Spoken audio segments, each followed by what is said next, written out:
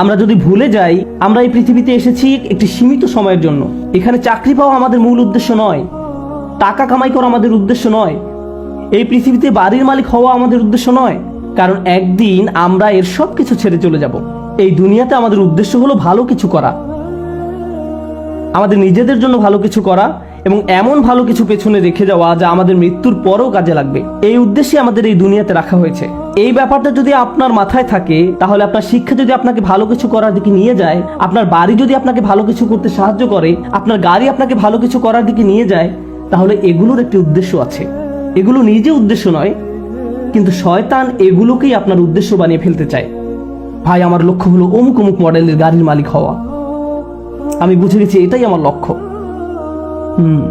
এটা আসলে কোনো লক্ষ্য নয়, এটা একটা বস্তুগত জিনিস মাত্র। আর এই জিনিসটি শেষ হতে শুধু একটি অ্যাক্সিডেন্টই যথেষ্ট। যে বাড়িটি নিয়ে আপনি এত বেশি মগ্ন হয়ে আছেন, শুধু একটি ভূমিকম্প এটি ধ্বংস করে দেওয়ার জন্য যথেষ্ট। একবার আগুন লাগলেই শেষ। এই জিনিসগুলো আর এমন কি, এগুলো আসে আর যায়। দুআফাত তালিবু আল মাতলুব। শয়তান এভাবে আমাদের মনকে এসব তুচ্ছ বিষয়ে নিমজ্জিত করে রাখে। এর ফলে আমরা ভুলে যাই যে আল্লাহ আমাদেরকে বৃহত্তর উদ্দেশ্য নিয়ে সৃষ্টি করেছেন, কিন্তু সে আমাদের সামনের দিকে থেকে আক্রমণ করে ক্ষুদ্র বিষয়ে আচ্ছন্ন করে রাখে।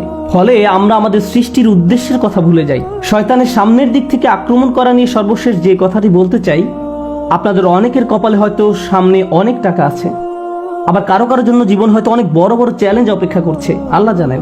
কারো কারো জীবন হয়তো অনেক সুখ অপেক্ষা করছে, আল্লাহ জানেন, আমরা জানি না। কিন্তু একটা বিষয় আমরা সবাই জানি, সবারই সময় রয়েছে। কারো হয়তো কয়েক সেকেন্ড, কারো হয়তো কয়েক বছর, কারো হয়তো কয়েক দশক সময় হাতে আছে। কিন্তু একটা ব্যাপারে আমরা নিশ্চিত যে আমাদের সবারই হাতে সময় আছে। শয়তান যখন আপনাকে সম্মুখ ভাগ থেকে আক্রমণ করে, সে চায় আপনি যেন আপনার সময়কে কোনো মর্যাদা না দেন। সে চায় ভালো কাজ করার সময় আসলে আপনি যেন এভাবে ভাবেন যে আরে ভাই, আমার হাতে এখন অনেক সময় আছে, ভালো কাজ করার জন্য এত তাড়াহুড়ার কি আছে। কিন্তু যদি প্রবৃত্তির কোনো কামনা চরিতার্থ করতে হয় তাহলে সাথে সাথে করতে হবে। প্রতিবার নামাজের সময় আপনার সাথে ঠিক এমনটাই ঘটে।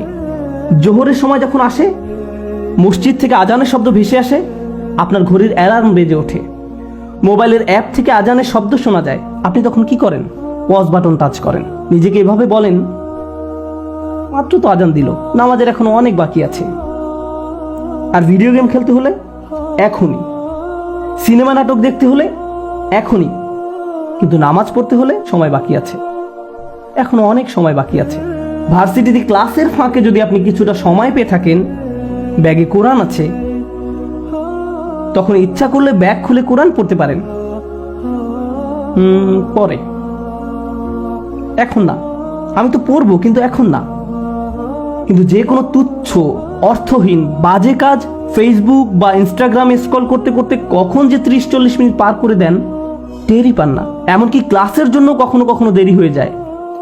অর্থহীন কাজের জন্য ঠিকই সময় বের করে নিলেন, এর কারণ হলো শয়তান চায় আপনি যেন আপনার সময়কে কোনো মূল্য না দেন।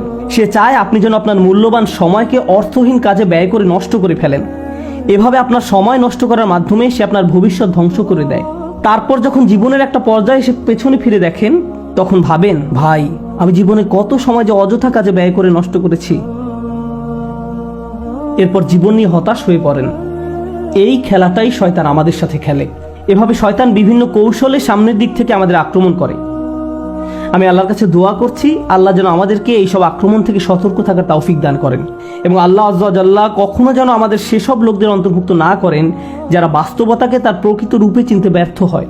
রাসূলুল্লাহ সাল্লাল্লাহু আলাইহি ওয়াসাল্লাম বলছেন, ও আল্লাহ, আমি চাই আপনি আমাকে বাস্তব বিষয়সমূহ আসলেই যেমন তেমন ভাবেই দেখান। এটা আমার শেষ উপদেশ। কিভাবে আমরা শয়তানের এই আক্রমণগুলো মোকাবেলা করব? প্রথমে এগুলো শনাক্ত করতে হবে, তারপর আমাকে আপনাকে ক্রমাগত বাস্তব বিষয়গুলোর প্রকৃত রূপ খতিয়ে দেখতে হবে। আমাদের মোবাইলের অ্যাপগুলো চালাতে গেলে আমরা শুধু ইউজার ইন্টারফেস যেমন গ্রাফিক্স, মেনু ইত্যাদি দেখতে পারি, কিন্তু এগুলো আসলে প্রকৃত অ্যাপ নয়। এর পেছনে সোর্স কোড আছে, আপনি সেই কোড দেখতে পান না, আপনি শুধু ফ্রন্ট এন্ড দেখতে পান। ঠিক তেমনি বাস্তব জগতে যা কিছু দেখতে পান তা শুধু উপরের অংশ দেখতে পান, শুধু কভার দেখতে পান, কিন্তু এর পেছনে অন্য আরেক বাস্তবতা রয়েছে, এর পেছনে ইঞ্জিন রয়েছে। সমস্যা হলো আমরা কোনো কিছুর বাহ্যিক রূপ দেখে এর মূল্যায়ন করি, এর পেছনে যা আছে সেটাই যে আসলে মূল্যবান আমরা তা জানার চেষ্টাও করি না। কোরআন এই কাজটাই করে।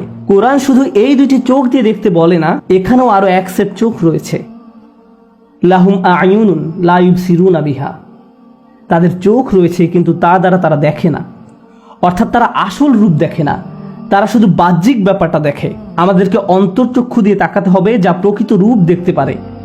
যদি এমনটা করতে পারেন তাহলে যেভাবে আপনি সময় ব্যয় করেন, বিভিন্ন বিষয় নিয়ে চিন্তা করেন, বিভিন্ন জিনিসের মূল্য দিয়ে থাকেন, বিভিন্ন জিনিসকে গুরুত্ব দিয়ে থাকেন, তার সবকিছুই পরিবর্তিত হতে শুরু করবে। কারণ দিন শেষে আল্লাহর সাথে সাক্ষাৎ করার পূর্বে আমাদের হাতে জীবনের যে অংশটুকু বাকি আছে তার মূল ব্যাপার হলো ইউনাব্বাউল ইনসানু ইয়াউমা ইযিন বিমা কদ্দামা ওয়া আখার। কিয়ামতের দিন মানুষকে জিজ্ঞাসা করা হবে কোনটাকে তুমি প্রাথমিক পর্যায়ে গুরুত্ব দিয়েছো আর কোন ব্যাপারটাকে দ্বিতীয় পর্যায়ভুক্ত মনে করেছো। সবকিছুর মূল কথা এটাই, আমি আপনি যত সিদ্ধান্ত নিয়েছি তাতে কোনটাকে প্রায়োরিটি দিয়েছি আর কোনটাকে ফেলে রেখেছি। আর শয়তান এখানেই ঝামেলা তৈরি করতে চায়। সে আমাদেরকে ভুল ব্যাপারে অগ্রাধিকার দিতে প্ররোচিত করে। সে চাইবে আমরা যেন সত্যিকারের গুরুত্বপূর্ণ কাজটা ফেলে রাখি। আমরা দোয়া করি আল্লাহ যেন আমাদেরকে সেসব মানুষের অন্তর্ভুক্ত করেন যারা কাজের ক্ষেত্রে সঠিক অগ্রাধিকার নিশ্চিত করতে পারে, এবং শয়তানের কুমন্ত্রণা যেন আমাদেরকে আমাদের উদ্দেশ্য থেকে বিচ্যুত করে না দেয়। বারাকাল্লাহু লি ওয়া লাকুম ফিল কুরআনিল হাকিম ওয়া নাফা'নি ওয়া